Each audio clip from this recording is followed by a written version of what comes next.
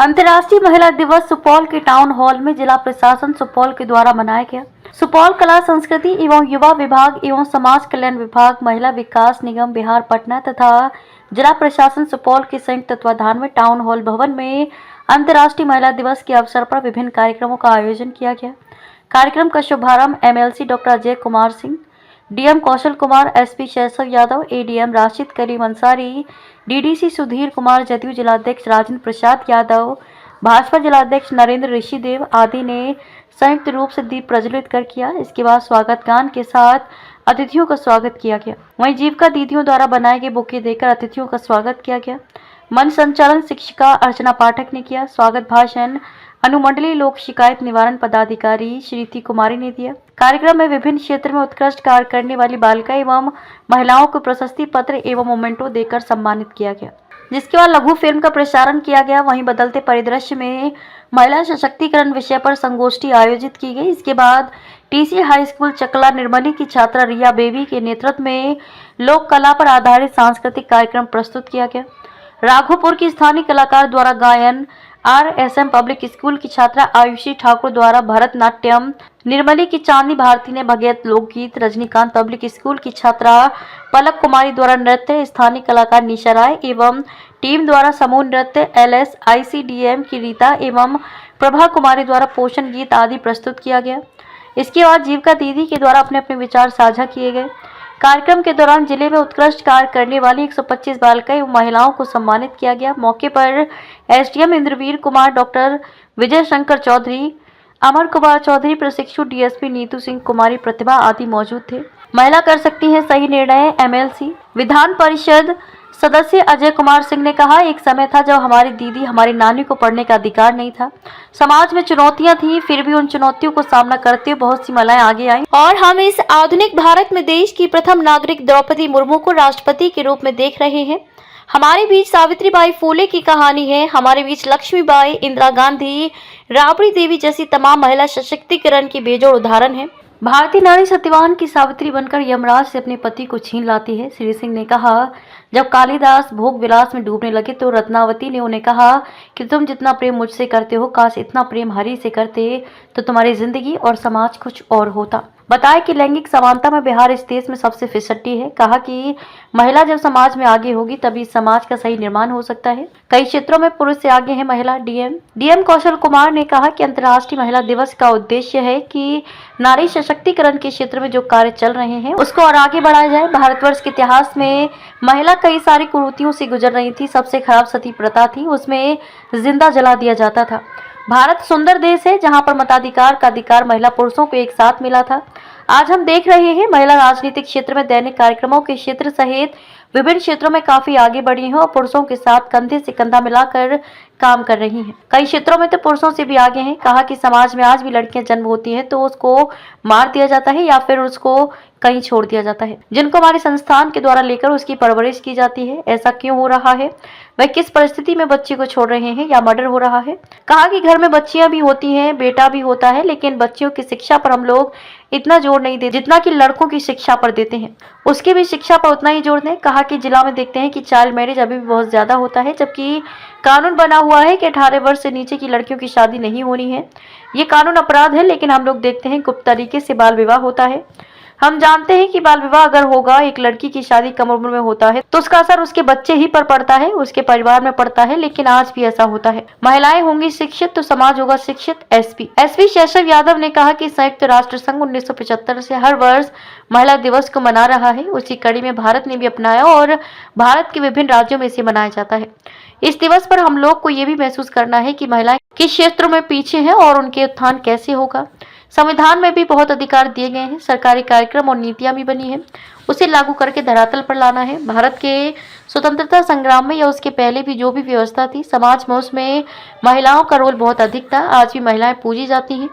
सभी क्षेत्रों में, सामाजिक हो, राजनीतिक हो, आर्थिक हो, जहां भी महिलाओं को मौका मिला है वे बहुत अच्छा करके दिया है। कहा जाता है कि यदि एक पुरुष को शिक्षित किया जाता है तो एक व्यक्ति को शिक्षित किया जाता है, और जब एक महिला को शिक्षित किया जाता है तो सारा परिवार शिक्षित होता है। हम लोग का यही लक्ष्य है कि जहां भी हम लोग की शिकायत मिलती है, महिला सशक्तिकरण को जो कमजोर करता है या महिला उत्पीड़न का प्रयास करते हैं, उसका समाधान करें। कहा कि जिले के सभी थानों में एक महिला हेल्पलाइन का गठन किया गया है, जहां महिला पदाधिकारी एवं महिला पुलिस कर्मी की रहती है। लेकिन इस दिवस पर हम लोग को यह भी महसूस करना है कि महिलाएं किस क्षेत्र में पीछे हैं और उनका उत्थान कैसे होगा। संविधान में भी बहुत अधिकार दिए गए हैं, सरकारी कार्यक्रम और नीतियां भी बनी है, लेकिन उसे लागू करके उसे धरातल पर लाना है। और ऐसा हम लोग को संकल्प लेना है कि किसी भी क्षेत्र में महिलाएं पुरुष के साथ कदम से कदम मिलाकर चले और उससे आगे ही रहे। इतिहास गवाह है कि भारत के स्वतंत्रता संग्राम में या उसके पहले भी जो भी व्यवस्था थी, समाज थी, उसमें महिलाओं का रोल बहुत अधिक था।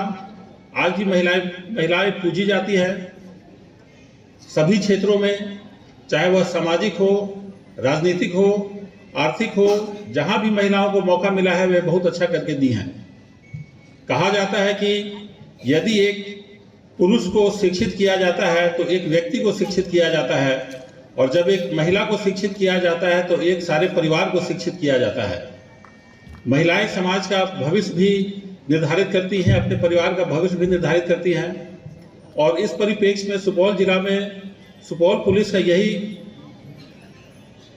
कार्य है और हम लोग का यही लक्ष्य है कि जहां भी हम लोग को शिकायत मिलती है महिला सशक्तिकरण को जो कमजोर करता है, या महिला का उत्पीड़न या परिवार में पारिवारिक हिंसा या किसी तरह की भी शिकायत होती है, तो हम लोग प्रयास करते हैं कि उसका समाधान करें, काउंसलिंग करें, कांड दर्ज करें, अनुसंधान करें और महिलाओं को न्याय दिलाएं। इसके लिए एक अलग से सुपौल जिला में महिला थाना है, बिहार के सभी जिलों में है, सुपौल में भी महिला थाना है। एक पुलिस निरीक्षक के पंक्ति के पदाधिकारी उसकी थानाध्यक्ष है, जिसका कार्य क्षेत्र संपूर्ण जिला है। और ऐसा महसूस किया गया कि महिलाएं दूर से अगर यहाँ आना चाहें तो उन्हें दिक्कत हो सकती है, तो इसीलिए सभी थानों में भी हम लोगों ने एक महिला हेल्प डेस्क का गठन किया है। और महिला हेल्प डेस्क का जो गठन हुआ है उसमें महिला पदाधिकारी रहती है, महिला सिपाही रहती हैं, और उसमें सिर्फ महिला ही रहती है उस महिला हेल्प डेस्क में। और हम लोग इस बात का प्रचार प्रसार भी किए हैं कि किसी भी महिलाओं को किसी भी क्षेत्र में यदि कोई दिक्कत है तो वे अपने संबंधित थाना में जा करके महिला हेल्प डेस्क में मिलें और बिना संकोच के अपनी समस्या को बताएं। हो सकता है कि पुरुष पदाधिकारी हो वहां पर तो कुछ संकोच हो, ऐसा महसूस हुआ हम लोगों को कि कोई शिकायत हो रही है 3-4 दिन से और अगले दिन घटना घट गई। तो आने वाले घटनाओं को रोकने के लिए हम लोगों ने महिला हेल्प डेस्क का गठन किया है और महिलाएं उसमें आकर निसंकोच अपनी समस्या बताएं और उसमें त्वरित गति से हम लोग कार्रवाई करते हैं और प्रयास करते हैं कि कल जो घटना घटने वाली है उसका समाधान आज ही हो और किसी तरह की घटना ना हो। और हम लोग का उद्देश्य है कि एक भयमुक्त माहौल बनाए सुपौल जिला में, और ऐसा माहौल बनाए कि महिलाएं पुरुष के साथ मिलकर विकास के पथ में अपना सहयोग कर सकें। और भी कार्यक्रम है, तो मैं अपनी वाणी को समाप्त करता हूँ। धन्यवाद। उपस्थित सब महिला माँ बहन के सादर प्रणाम करै छी। अंतर्राष्ट्रीय महिला दिवस के ढेर सारा बधाई अपने सबके। आज इस कार्यक्रम में उपस्थित हैं हमारे सुपौल जिले के शानदार जिला पदाधिकारी एसपी साहब, एडीएम साहब, डीडीसी साहब और पूरी जिला प्रशासन की चुस्त और दुरुस्त टीम। परम आदरणीय राजेंद्र बाबू हैं, नरेंद्र ऋषिदेव जी हैं और हमारे मीडिया के तमाम साथी हैं। हम महिलाओं के लिए कहना चाहेंगे, जो हमारी मातृशक्ति यहाँ उपस्थित हैं, वो कोई और दिए होंगे जो हवाओं से बुझ जाते हैं। हमने तो जलने का हुनर भी तूफानों से सीखा है। एक समय था जब हमारी दादी, हमारी नानी को पढ़ने का अधिकार नहीं था। समाज में चुनौतियां थीं, फिर भी उन चुनौतियों को सामना करते हुए बहुत सी महिलाएं आगे आई। और हम इस आधुनिक भारत में देश की प्रथम नागरिक परम पूजनीय द्रौपदी मुर्मू जी को राष्ट्रपति के रूप में देख रहे हैं। हमारे बीच सावित्रीबाई फुले की कहानी है, हमारे बीच लक्ष्मीबाई, श्रीमती इंदिरा गांधी जी जैसी तमाम, और बिहार की प्रथम मुख्यमंत्री आदरणीय राबड़ी जी भी महिला सशक्तिकरण की बेजोर उदाहरण है। भारतीय नारी कभी अबला नहीं रही। जब भी मौका आया, जब भी चुनौतियां आई, तो भारतीय नारी सत्यवान की सावित्री बनकर यमराज से अपने पति को छीन लाई। जब कालिदास भोग विलास में डूबने लगे तो रत्नावती ने उन्हें कहा कि तुम जितना प्रेम मुझसे करते हो, काश उतना प्रेम हरि से करते तो तुम्हारी जिंदगी और समाज कुछ और होता। और वो प्रेरणा उन्हीं से मिली। और तुलसीदास ने रामचरितमानस की रचना की और वो आज भी अमर कृति है। जब भगवान बुद्ध नहीं थे और एक साधक के रूप में गया में मरणासन्न स्थिति में पड़े हुए थे, तो एक ग्रामीण महिला सुजाता ने मरणासन्न बुद्ध को खीर खिलाई थी और कहा था कि बीना के तार को इतना मत अमेठो कि वो टूट जाए और इतना ढीला मत छोड़ो कि वो बच न सके। ये मध्यम मार्ग का संदेश सुजाता नाम की ग्रामीण महिला ने महात्मा बुद्ध को दी थी। और वो बुद्धिज्म इस बिहार की धरती गया से निकलकर भारत और तमाम विश्व के कई देशों में पहुंची। तो भारतीय नारी अबला कब से हो गई? भारतीय नारी न पहले अबला थी न आज अबला है। सिर्फ कमी है तो पुरुष सत्तात्मक सोच की कमी है। ये मैं एक उदाहरण देना चाहूंगा। शेरिल सैंडबर्ग, फेसबुक की चीफ ऑफिशिएटिंग ऑफिसर, जो अंतर्राष्ट्रीय महिला की प्रतीक है, उन्होंने एक अपने इंटरव्यू में कहा था, मैं उनका इंटरव्यू देख रहा था, तो उन्होंने कहा था चाहे वो अफ्रीका का समाज हो या अमेरिका का समाज हो, नारियों को पुरुषों की दी हुई चुनौती का हर पल सामना करना पड़ता है। तो जब उस समाज में सामना करना पड़ता है तो निश्चय ही इस समाज में भी सामना उन्हें करना पड़ता होगा और करना पड़ रहा है। फिर भी हम जितना आगे बढ़े हैं वो निश्चय ही हमारे लिए मील का पत्थर है। अभी मैं कल ही बजट पर अपनी राय रख रहा था सदन में, तो मैंने नीति आयोग की रिपोर्ट का हवाला दिया। नीति आयोग के SDG इंडेक्स जारी करती है, उसमें लैंगिक समानता में बिहार इस देश में सबसे फीसदी है। मैं किसी सरकार पर दोषारोपण नहीं करना चाहूँगा, ये सरकार का काम नहीं है, ये काम समाज का है कि महिलाएं कैसे आगे आएंगी, पुरुष के साथ कैसे कंधा से कंधा मिलाकर चलेंगी और कहेंगी कि मैं भी उतनी ही सबल हूँ जितनी आप सबल हो। इसमें पुरुष सत्ता अपनी चुनौती न समझें और महिलाओं को उनके अधिकार और अपने साथ ले चलने के लिए जो एक सोची समझी पुरानी सोच है उसको कचरे के डब्बे में डालें, उससे साइडलाइन करें और महिलाओं को आगे लाएं। तभी इस समाज का भला हो सकता है, तभी इस समाज में नेतृत्व का निर्माण हो सकता है। और अंतर्राष्ट्रीय महिला दिवस के अवसर पर मैं आप सबों को पुनः बधाई देता हूं और खास करके मैं अपने पुरुष भाइयों से कहना चाहूँगा कि नारी सशक्तिकरण की शुरुआत अपने परिवार से करें, अपनी माँ से करें, अपनी पत्नी से करें, अपनी बेटी से करें और अपने दिल की सोच से करें। बहुत बहुत धन्यवाद। अंतर्राष्ट्रीय महिला दिवस का मेन उद्देश्य केवल यही नहीं है कि एक दिन हम लोग कार्यक्रम करके इसको भूल जाए। हम लोग का उद्देश्य रहना चाहिए कि नारी सशक्तिकरण के क्षेत्र में जो कार्य चल रहे हैं उसको और आगे बढ़ाया जाए, और जिस क्षेत्र में अभी हम लोग पीछे हैं उसको और सशक्त किया जाए। जैसा अभी कुछ वक्ताओं ने बताया कि नारी जो है भारतवर्ष के इतिहास में कई सारे कुरीतियों से गुजर रही थी। सबसे खराब कुरीति सती प्रथा था, जिसमें जिंदा जला दिया जाता था किसी महिला को। विडोरी मैरिज का प्रावधान नहीं था, कुछ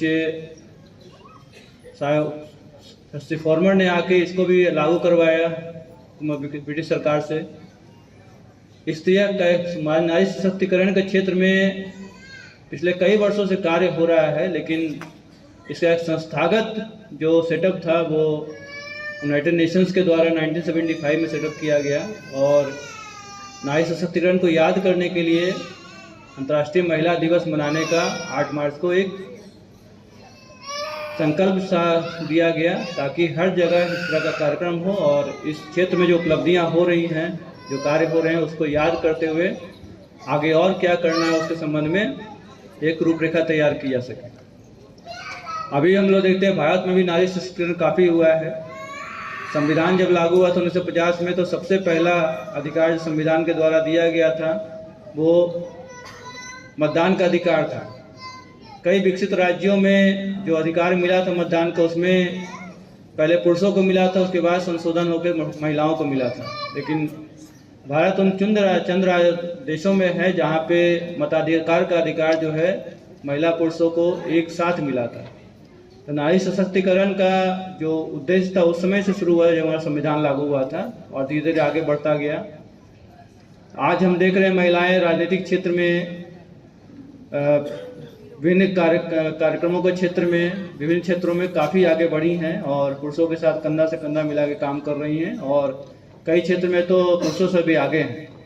लेकिन आज हम लोग को मानना चाहिए कि अगर हम लोग और जो समाज में कुप्रथाएं उसको दूर नहीं करेंगे तो सशक्त नहीं हो पाएंगे।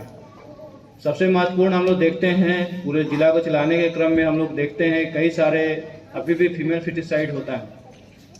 महिला लड़कियां जन्म होती है उसको मार दिया जाता है या फिर उसको कहीं छोड़ दिया जाता है, जिसको हमारे संस्थान के द्वारा लेकर उसको परवरिश की जाती है, फिर उसका एडॉप्शन कराया जाता है। तो ऐसा क्यों हो रहा है? ऐसा अगर समाज में होगा तो क्या हम मान सकते हैं कि नारी सशक्त है? नारी सशक्तिकरण के क्षेत्र में कार्य हो रहा है। जो एक महिला को एक बच्ची को जन्म दे रही है, वो किस परिस्थिति में बच्ची को छोड़ रही हैं, या उसका मर्डर हो रहा है, उसका फिटिसाइड हो रहा है, ये हम लोग समझने की बात है। अभी भी बहुत सारे जो जिला में देखते हैं कि चाइल्ड मैरिज अभी भी बहुत ज़्यादा होता है, जबकि हम लोग का एक कानून बना हुआ है कि 18 वर्ष से नीचे की महिलाओं का अगर शादी होता है तो वो कानूनन अपराध है।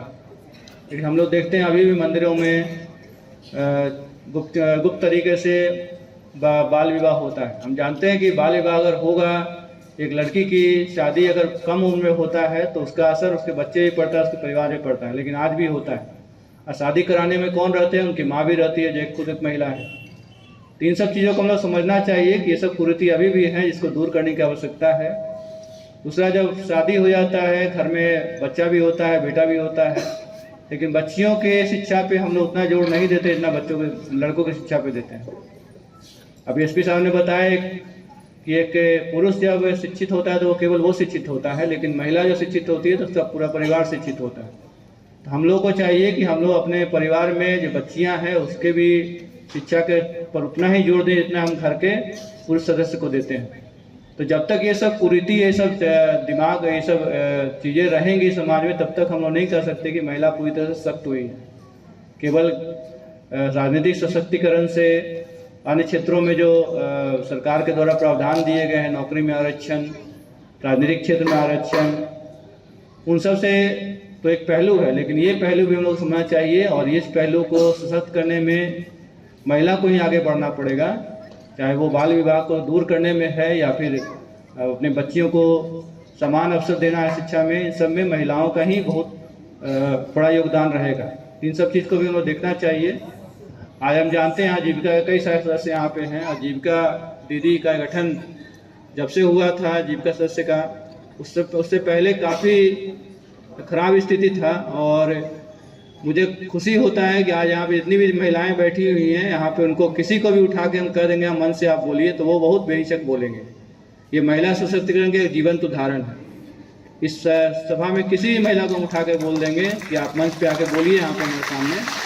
इतना बड़ा फोरम है, डीएम, एसपी, एमएलए, एमपी सब बैठे हुए हैं, इनके समझ में वो अच्छे से बोल पाती हैं।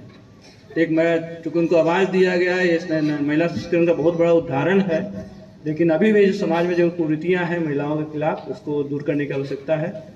तो अंतर्राष्ट्रीय महिला दिवस के अवसर पर हम यही कहेंगे कि सशक्तिकरण तो हो ही रहा है, ये एक निरंतर प्रक्रिया है। लेकिन सशक्तिकरण तभी जब होगा जब सामाजिक रूप से सशक्त होंगे, समाज में जो कुरीतियाँ हैं उसको दूर कर पाएंगे। और इसके दूर करने में महिलाओं को उतनी भागीदारी जितना पुरुषों की है।